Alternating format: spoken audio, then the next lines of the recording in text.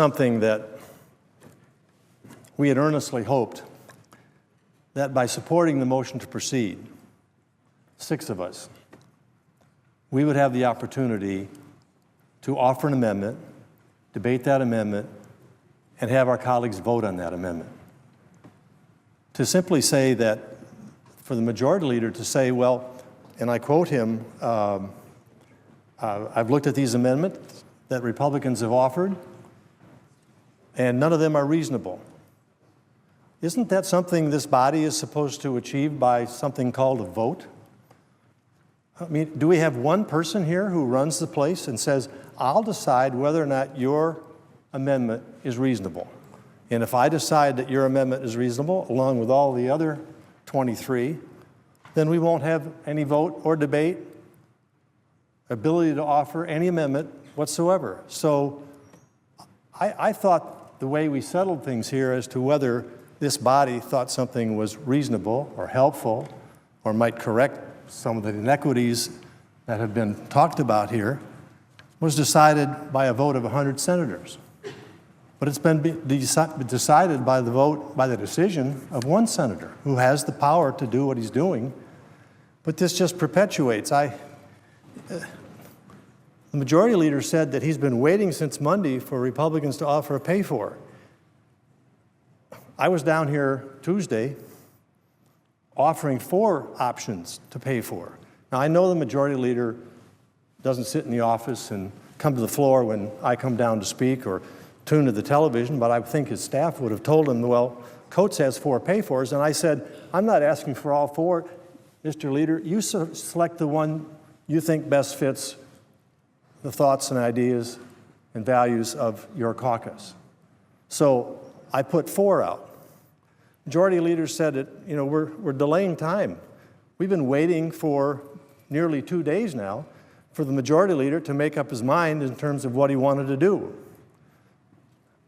The three of us who were listed as surprise votes for the motion to proceed weren't even asked to be part of any negotiations.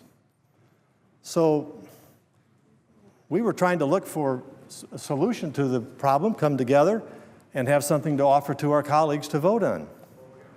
But we weren't even asked to be part of that. So here we are. I'm representing the people of Indiana. Their voice is shut down. I don't even have the ability to offer an amendment that my constituents think they sent me here to do.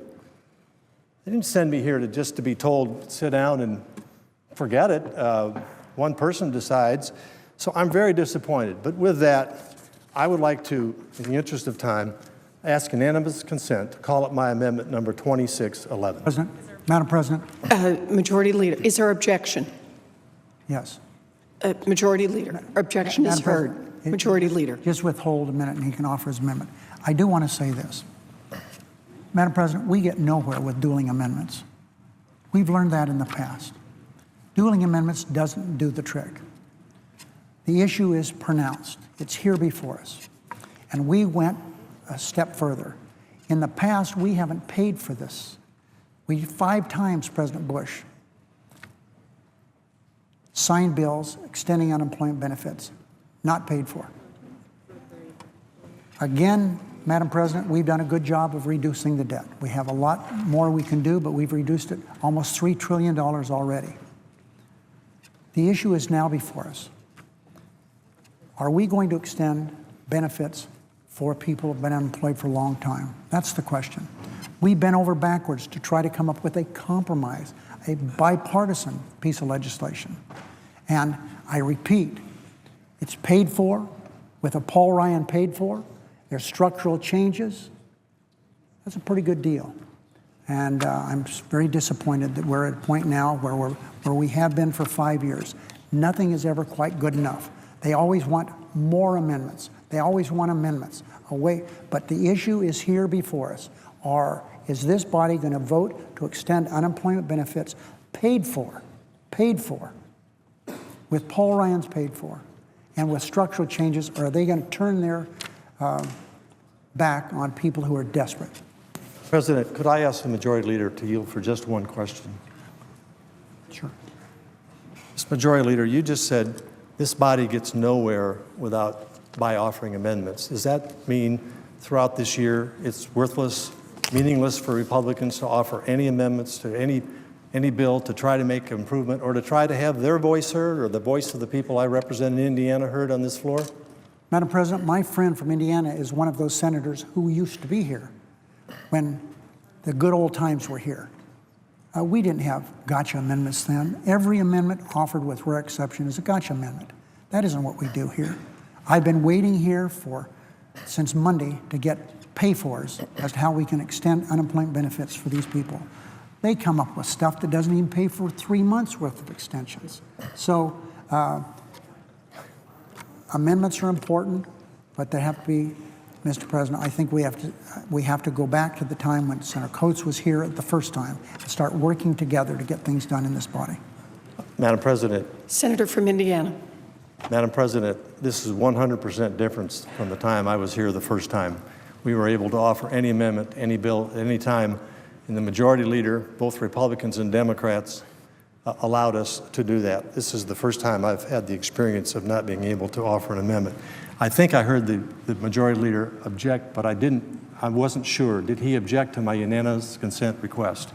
Mr. President? The objection was heard. Mr. President, I was there, just like my friend. Things were different then. They certainly were, because we didn't have hundreds of filibusters that were taking place. Filibuster was something that was used rarely. In those days, would you ever have filibustered a Secretary of Defense or all the other cabinet officers? Of course you would not have. And that's why action had to be taken.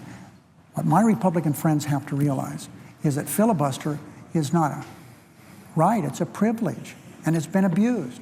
So my friend can lecture me, and I'm happy to listen to his many lectures, but I was here. I know how things used to work, and what has gone on the last 5 years would never have taken place in those days.